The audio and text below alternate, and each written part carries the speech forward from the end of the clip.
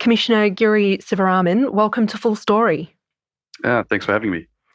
You are now about 1.5 years into your term as Race Discrimination Commissioner, and there is plenty to discuss. I want to begin with some of the issues that have been in the news over recent weeks before turning to the work of the Commission.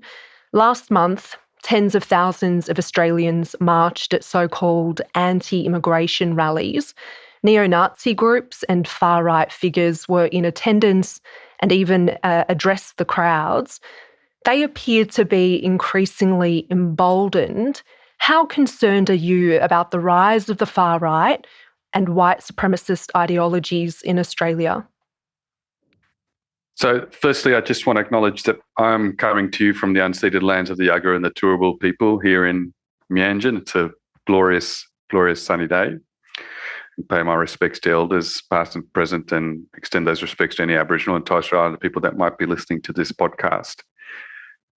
I'm very concerned about those marches. I'm not the only one that's concerned. My phone was going off for the week or two prior and the week after. Text messages, WhatsApp messages, emails, messages on LinkedIn, people calling me, lots of people just saying, I feel scared. These are people of colour, people who are migrants or the children of migrants. I feel scared. I don't understand what's happening. Why is this happening? Should I go out on Sunday? Should I take my kids out on Sunday?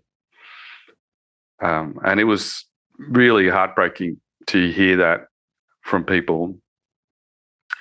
And I understand their concern and their fear because I share it in that it's really scary when you're a person of colour or you're a migrant or the child of migrants, or even if you're a fifth or sixth generation Australian, but you don't look white, then these types of rallies can be really confronting and scary because you don't feel like you belong, you feel unsafe, you feel excluded.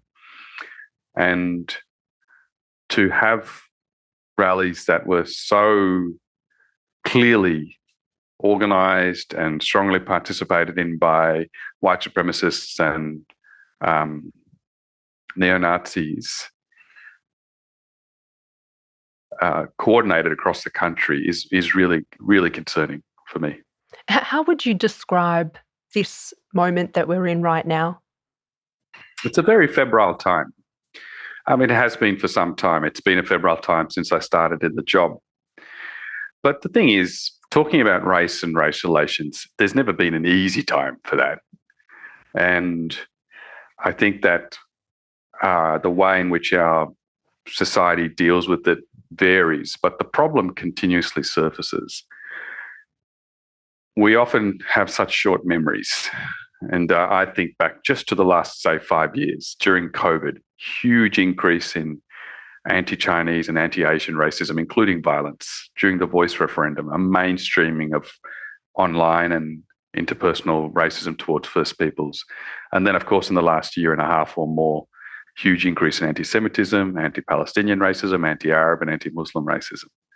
So you could say, well, what's it like now? Yes, it's a febrile time now. It's a difficult time now. It's a scary time in some respects. But I think, well, if you're a person of Chinese origin, you might say, well, 2020 was pretty scary.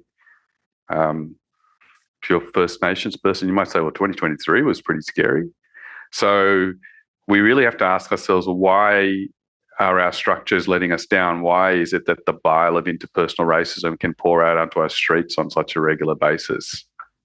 And I do want to talk about some of those issues that you've raised in a moment. But before we move on, in response to the marches last month, you said that the long-burning flame of racism has flared into something more dangerous. I wonder if you sense that we're at a more dangerous point now than those other moments that you've just described. I think so.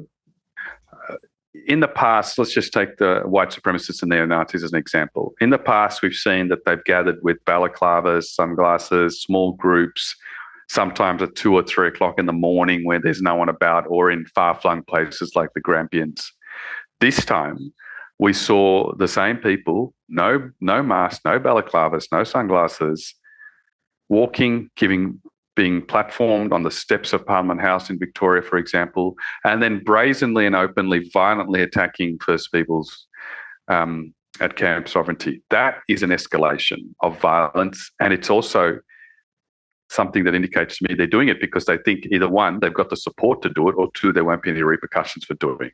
And that's really dangerous. And what about the role of government and the media? How would you assess some of the language, particularly terms like mass migration, immigration being out of control that we heard and that we continue to hear used in parts of the media? Well, both government and the media play a critical role. Let's start with government. I think the first issue is that historically, recently, we find that parts of government and some politicians don't even want to use the word racism. They'd rather use euphemisms like social cohesion or harmony. And I think, well, you can't get to social cohesion without, whatever that might mean to the person saying it, without actually confronting racism first. Why? Why do you think they use those euphemisms? I think because people think of racism as calling out racism as being divisive. I think that sometimes I think that people think saying racism is like saying Beetlejuice. You're suddenly going to see the demon appear in front of you. And I think, well, the demon is well and truly amongst us. We just have to actually acknowledge that it's there, and you have to name the beast to slay it. And race and racism have always been so challenging to talk about in this country. We don't have the racial literacy to talk about it. Often the person that calls out racism gets attacked far more than the alleged perpetrator of the racism. And in that kind of environment, it's a really difficult thing to talk about. So people resort to using euphemisms or other words. But unfortunately, that means you're not tackling the problem at its source, and you don't bring about really meaningful long-term change. As Race Discrimination Commissioner, do you encounter that? Do you ever feel that you can't call out the racism, or that you can't call something racism? I get attacked all the time for calling out racism. I've had a politician say to me, "Stop talking about racism, you're disrupting the social cohesion." And after recently I gave a National Press Club address, and a particular segment on Sky After Dark, I think it was, attacked me because of how many times I used the word racism. That was the extent of the critique. And I thought, well, it is in the job description. But it just, more seriously, it does highlight the challenges in calling it out. And certainly I've confronted it. I mean, that's the thing, right? Because when you call out racism, you're often calling out power and privilege, and people who have power and privilege don't want to give it up. And once you call it out, they think, oh, I'm going to lose something. But the tragedy in all of this is fighting against racism doesn't mean anyone loses anything. It actually just means that we have a better society for everyone. So there's something in it for everyone, really. I want to zoom out a bit. Are you seeing more resistance, more apathy or opposition to diversity and inclusion in Australia? Is that something that you've identified here? Obviously, there are quite open attacks on those initiatives in the United States. What's it like here? I don't think it's the same here. And that's comforting. I go off, for example, my own engagement. I've had fantastic engagement in the last year and a half. As an example, I was invited by the ACTU, the Australian Council of Trade Unions executive, and I spoke to about 50 union secretaries and assistant secretaries and got a wonderful reception. And I confronted them and challenged them on some difficult topics about race and racism, including within unions. And the support I've got from the ACTU is amazing. That's not a rearguard action against diversity, equity, and inclusion. That's actually a commitment to anti-racism. I've met with employer groups. I've met with politicians. I've met with lots of people. I think I've had over 100 consultations, more, probably 120 by now in my first year and a half. And I often get a really good response. So I think that people know, organisations know that we have an issue and we have to challenge it. But it's just whether you can get a national coordinated approach, whether you can get past some of the, I guess, heckling, maybe that's not the right term, but the supposed controversy about talking about the issue. That's the challenge. You've used the term anti-racism a few times during this interview so far. It might not be a term that everybody understands. Could you explain it for us? Yeah, absolutely. And in a sense, Nour, you highlight a challenge. That is, those of us that are taking action against racism, we have to be really careful that the language we use both honours the work we do, but doesn't lose people along the way because it's too out of reach or too academic. And that's something that I try to confront all the time. So I'm actually very glad you asked that question, and you should hold me up at any point during this podcast if you think that I'm saying something that people aren't going to understand. So when I say anti-racism, what's very closely connected to that is the notion of systemic racism. That is, if people often think of racism as just being one person's comments to another. So they think, well, if I don't say something racist to someone else, well, then there is no racism happening. And I say, well, what about the systems and the institutions we operate in? Do they disadvantage people based on their language, their culture, their religion, their dress? And they often do. Are they not culturally safe? And if they are, they're operating in a racist way. So then it's not enough just to say, oh, well, I'm not saying something racist, therefore there is no racism. You have to be anti-racist in the sense you have to try and change those systems and institutions to make them more transparent, more accountable, more accessible, and better for everyone. That's what anti-racism is about. It's about not putting all of the onus on an individual and actually saying to systems, institutions, and the leaders of those systems and institutions that you need to change. You've previously said that, quote, our systems are built to maintain white privilege. You've just been discussing what anti-racism means and what it requires of us all. Do you think that there is an understanding or an acceptance within government to tackle that, to address that? I'm not sure. I think that certainly there's an acknowledgement in government that racism is an issue. They've funded a national anti-racism strategy and the creation of a national anti-racism framework. And you wouldn't do that if you didn't think that racism was a significant issue. So it's just now whether they're prepared to take the next step and implement the recommendations in the national anti-racism framework. The last thing I want is a beautiful document gathering dust on politicians' bookshelves, but unfortunately that's what it's doing at the moment. And we haven't seen a commitment to implementing the recommendations. That is the critical next step for me. You handed that report over to government, that framework to government, back in November of 2024. You've been waiting for them to adopt the recommendations made in that report. What have you been told so far? Have you had conversations with the ministers responsible about the framework and why it hasn't been adopted yet? No, I haven't had conversations. I hope to. I have had communication, and at the moment I think the position is that government has said they're waiting for, well, they've got the framework, they're considering it. They've just got the the plans from the anti-Semitism envoy and the Islamophobia envoy, and they're waiting for our racism at uni study findings and recommendations, and then they're going to consider all of that. That's what we've been told. And in a sense, I understand that, but I also think, well, you don't really need to wait for all of that because we consulted very significantly to create the framework, and we understood that you might want to move forward with some recommendations and not on others. And that's why we suggested starting with an anti-racism task force, because it could do exactly that, identify what are the priority areas, what are the immediate needs, and what we should proceed with. You mentioned the Racism at Universities survey. That was something that was launched last month, and you're inviting students at Australian universities to submit their experiences to the Commission. What prompted the Commission to examine that? It was a request made by the Minister for Education in the middle of last year, but it comes out of the university accord. So there was a significant review done of the university sector a few years ago, which resulted in what's called the University Accords, a series of recommendations for the university sector. And one of those recommendations was a prevalence study on racism in the sector. And that's what led the department to contacting us.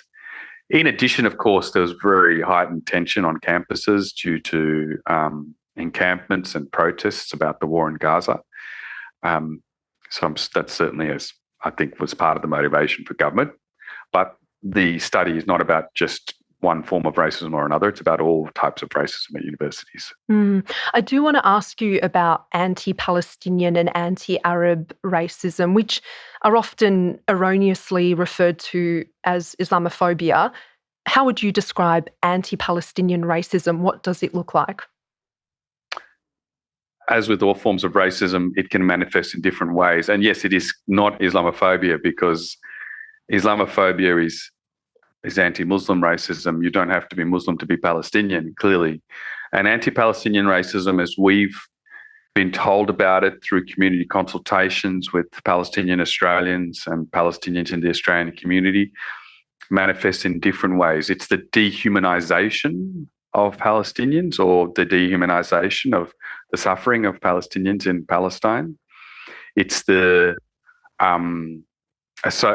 false connotation or association of Palestinians with terrorists or terrorism, and the tarring of all with that brush. It's the silencing of people who want to, or Palestinians or others who want to speak up about Palestinian issues.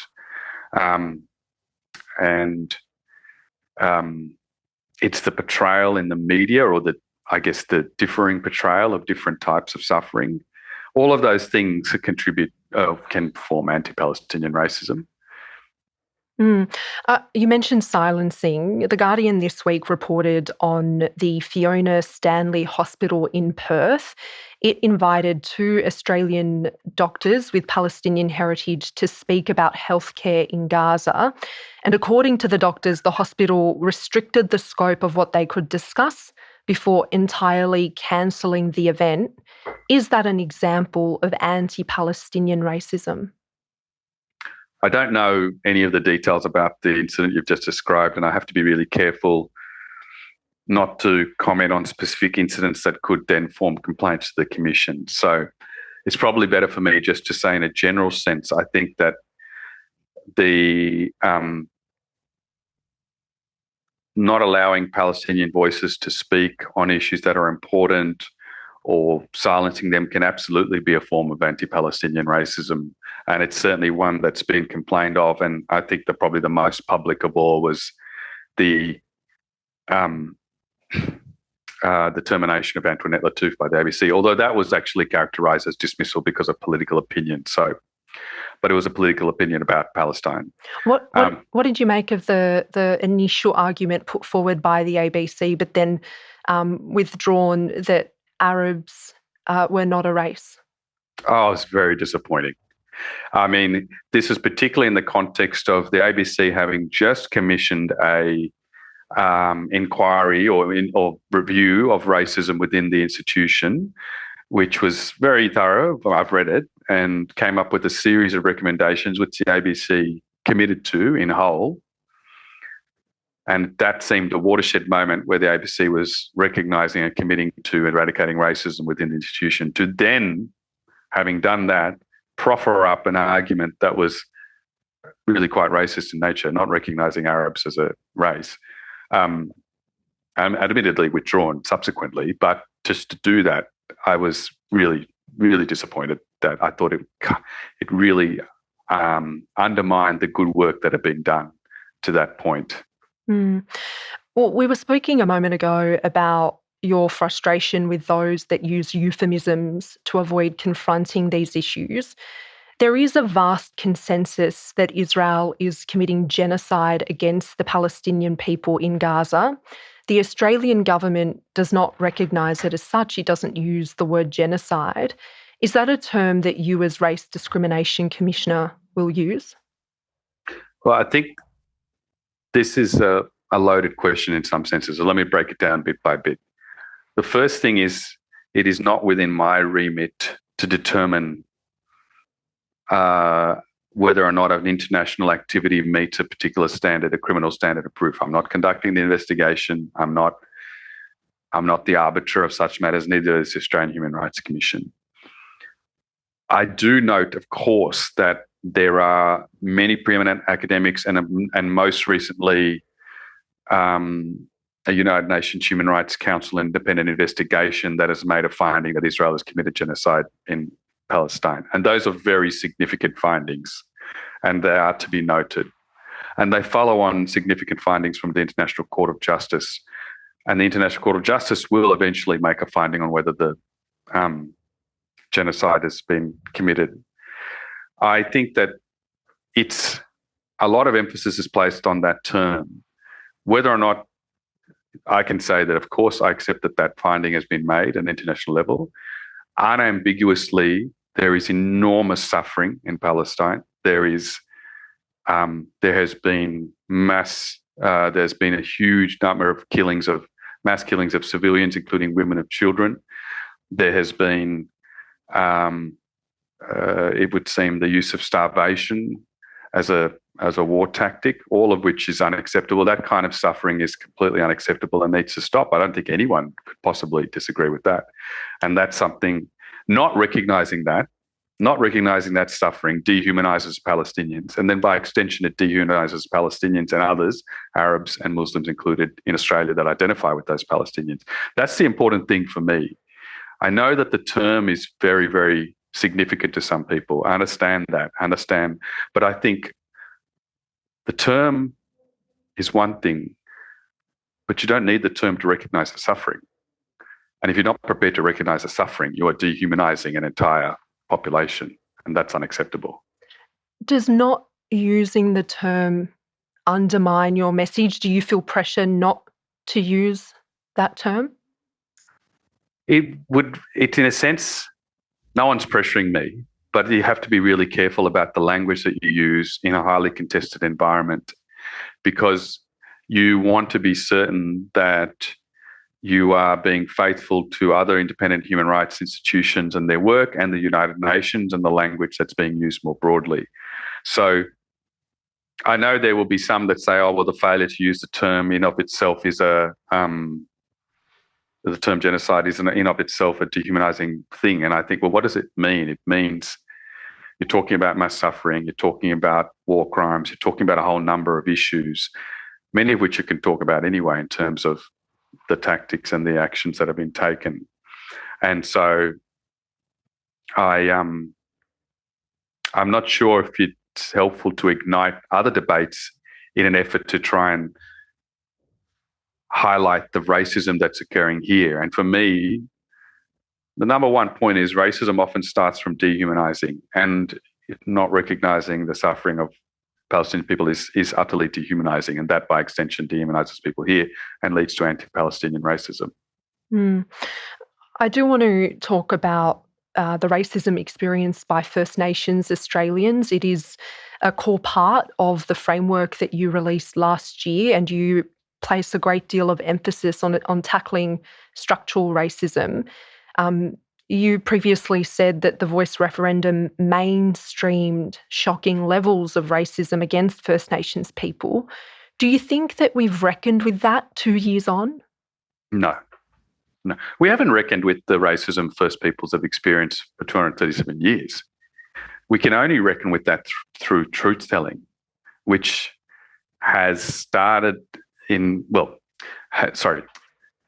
been done in Victoria and produced the Uruk Justice Commission report, was started in Queensland and then stopped abruptly, is yet to occur in other states, and certainly there's no indication that will happen federally.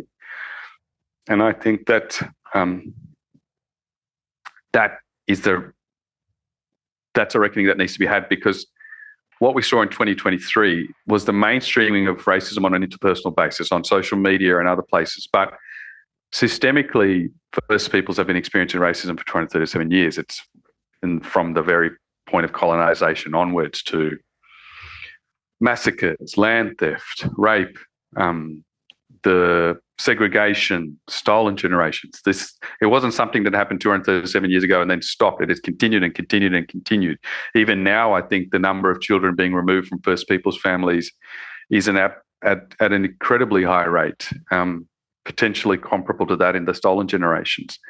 So we have to confront that as a whole. We have to confront that as a nation in a way in which brings us together, which is exactly what happened in Victoria with the Yoorrook Justice Royal Commission. There was a beautiful statement by Travis Lovett, who was one of the commissioners there, who said, who's an Aboriginal man, who said, I don't want the rest of Australia to walk beside me or walk in front of me, to walk behind me or to walk in front of me. I want them to walk beside me. Let's take this journey together. And I think First Peoples are extending their hand with grace and generosity, and we keep refusing to take it, and we should. Do you think the federal government has shied away from this issue since the failure of the Voice referendum? Clearly, they are not feeling that they can do or achieve as much as they hope to, due to the defeat of the Voice referendum. I mean, I think that's pretty obvious to everyone. I don't think that means they're not doing anything. There are certain measures being taken, but it's a question of how much further they're prepared to go. You are Commissioner at a precarious moment. Do you see things getting better or worse during the remainder of your term when it comes to race and race relations in Australia? If only I had a crystal ball. But I don't know. I mean, I'm an optimist. I always think that things can get better. And in a sense, how do I put this? When things get worse, when things are really bad, sometimes you see the best in people. So we saw the anti-immigration marches, a lot of anger and fear and despair in the community. But at the same time, I have had so many people reach out to me and go, that's terrible. I'm here. I want to make a difference. A dear friend of mine, she lives up the road. She got in touch with me and said, I'm going to try and get my employer to do work on anti-racism. It's not her thing. She's white. There's nothing in it for her. But she's a beautiful person. And she just went, no, that's it. This has gone too far. We need to make a difference. People like that are standing up everywhere. So sometimes the worst around us can bring out the best within us. And I think that I've seen that. That's what gives me hope. Commissioner Giri Sivaraman, we've covered a lot of ground. Thank you for your time. No worries. Thank you.